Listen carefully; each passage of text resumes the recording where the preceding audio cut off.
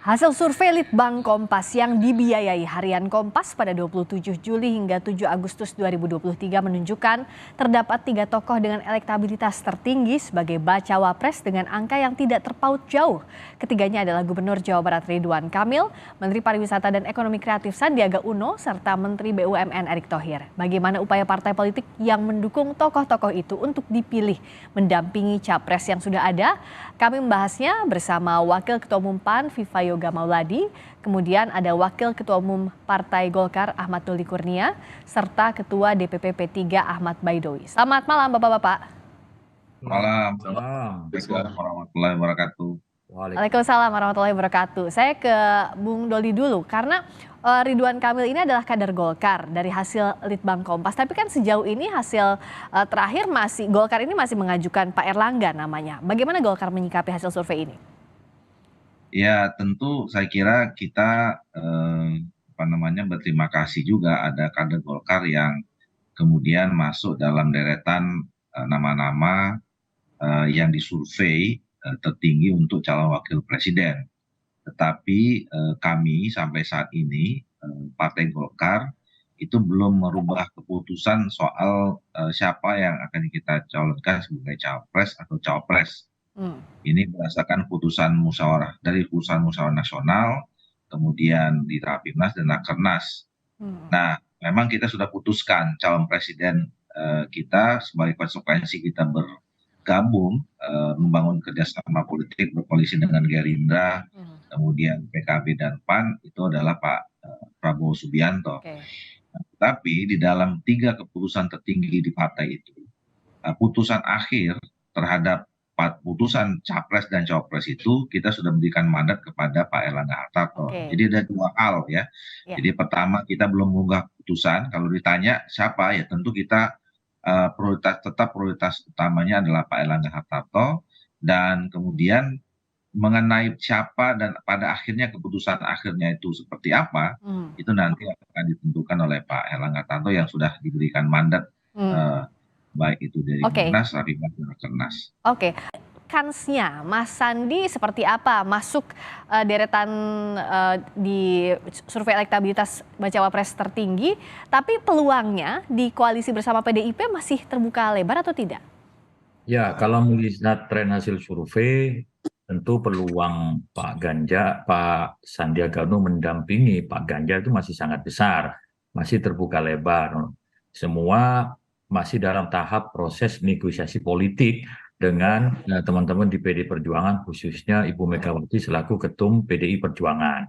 Tentu hasil survei yang dirilis oleh Kompas ini yang menempatkan Pak Sandi secara konsisten di urutan 2 besar popularitas ataupun elektabilitas calon wakil presiden tentu membanggakan kami. Meskipun beliau hari ini terpotret di urutan kedua, turun dari sebelumnya, tetapi itu masih pada kisaran angka yang sangat tipis, antara 8,4 dengan 8,2, itu kan masih dalam rentang margin error. Tentu ini menjadi modal yang selalu kami sampaikan, kekuatan-kekuatan dari Pak Sandi untuk menopang, mendongkrak keterpilihan Pak Ganjar Pranowo pada Pilpres 2024 mendatang. Yang mana setidaknya kehadiran Bang Sandi itu bisa menutup ruang-ruang kosong yang selama ini Mas Ganjar dianggap lemah. Di antaranya pemilih di Jawa Barat, meskipun bukan gubernur di Jawa Barat, tetapi elektabilitas Pak Sandi di Jawa Barat masih cukup bagus, dan juga tentunya di luar Pulau Jawa. Kalau untuk Jawa Tengah dan Jawa Timur, popularitas dan elektabilitas Pak Ganjar kan cukup kuat. Nah, itu saya kira yang menjadi pertimbangan bahan dari kami untuk menyampaikan kepada PDIP, selain tentunya keunggulan-keunggulan lainnya dari Pak Sandiaga Uno dibandingkan cawapres yang lainnya. Kalau PAN gimana? Saat ini kan PAN bersama dengan KKIR. Lihat elektabilitasnya Pak Erick ada tren kenaikan juga kalau dibandingkan dengan Mei lalu dari 4,5% jadi 8% di Agustus ini. Apakah Pak Erick ini adalah satu-satunya calon yang akan diajukan oleh PAN? Bagaimana pula kondisinya di KKIR yang disebutkan sebelumnya bahwa pemegang kunci Inggrisnya adalah PKB bersama Gerindra? Pilpres 2024 ini sepertinya berbeda cara menghitungnya dengan Pilpres sebelumnya, Pilpres KA. Kenapa? Kalau Pilpres 2024 ini, satu dari calon presidennya rata-rata memiliki tingkat elektabilitas yang tidak jauh berbeda selisihnya, sehingga faktor determinan, faktor yang penting adalah calon wakil presiden itu harus dapat memberikan kontribusi insentif elektoral kepada calon presiden. Nah, dari kondisi seperti itu, maka seluruh calon wakil presiden harus memiliki nilai elektabilitas yang cukup baik agar dapat menambah elektoral calon presiden ketika berpasangan.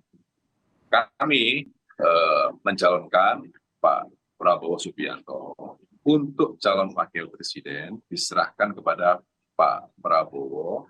Nanti kira-kira siapa yang akan dipilih oleh Pak Prabowo akan ditentukan secara musyawarah mufakat. Kalau dilihat dari potensi yang ada, kita masih menunggu rapat resmi. Ada PKB yang mengusulkan nama Caimin, kemudian ada PAN yang menyodorkan nama Mas Erick Thohir, ada Golkar, ada Pak Erlangga atau Ridwan Kamil. Ini semuanya akan kita rumuskan secara bersama-sama, secara musyawarah mufakat, kolektif, kolegial. Intinya bahwa pasangan ini harus menang. Siapapun calon wakil presiden yang akan dipilih oleh Pak Prabowo sebagai pasangannya harus dapat memberikan nilai elektoral bagi seluruh partai politik pendukung tim Capres Prabowo. Oke, kalau Bung Doli lihatnya apakah faktor yang akan menentukan untuk Golkar khususnya memajukan tokoh di Pilpres ini berdasarkan elektabilitas atau seperti apa? Sementara ini kan di Rapimnas Rakernas tadi disampaikan masih Pak Erlangga Hartarto, tapi dengan perkembangan terjadi apakah elektabilitas ini juga jadi salah satu pertimbangan utama? Iya, tentu banyak variabel yang kemudian nanti akan kita bawa dalam diskusi ya, dalam penetapan soal siapa yang akan menjadi calon wakil presiden mendampingi Pak Prabowo. Nah, yang penting adalah siapapun figur itu adalah menambah kekuatan. Ya, kekuatan apa? Pertama yang paling penting adalah apakah nanti pasangan yang akan kita sampaikan itu bisa menjadi pasangan yang saling melengkapi dengan Pak Prabowo untuk membawa Indonesia 5 tahun yang akan datang, gitu ya. Jadi tentu kita bicara mulai dari kepentingan atau narasi apa yang kita akan bangun di dalam memajukan Indonesia setidaknya 5 tahun yang akan datang itu. Nah, kedua figur ini harus menjadi ya duit tunggal ya, saling mengisi, saling melengkapi. Dari mungkin ada kelemahan masing-masing nanti di antara kedua pasangan ini gitu. Nah, yang kedua tentu memang ada faktor elektabilitas ya.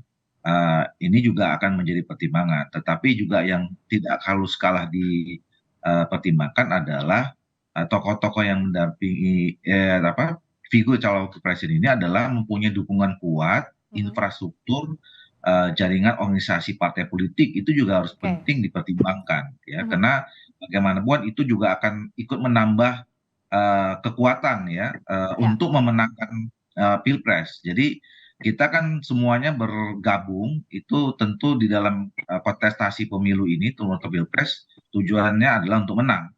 Nah, jadi pertimbangan untuk menang itu tadi itu bisa setidaknya ada 3 variabel itu.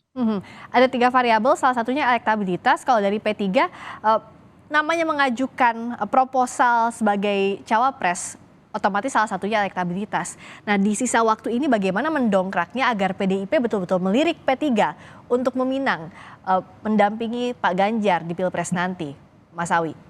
Ya, kita terus mempromosikan, mensosialisasikan Pak Sandi sebagai Ketua Bapilu P3, sekaligus bakal cawapres yang diusulkan oleh P3 dalam konsolidasi ke tingkat grassroots.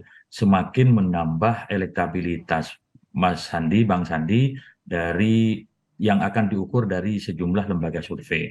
Selain itu, dalam simulasi di sejumlah lembaga survei, itu menunjukkan kalau pasangan Ganjar Sandi itu dalam posisi teratas dibandingkan dengan calon-calon yang lain. Ini menunjukkan bahwa kehadiran Bang Sandi itu mampu mendongkrak elektabilitas dari Pak Ganjar. Tapi sekali lagi itu merupakan tawaran ataupun proposal dari kami yang sudah menyatakan bekerja sama secara politik dengan PDI Perjuangan.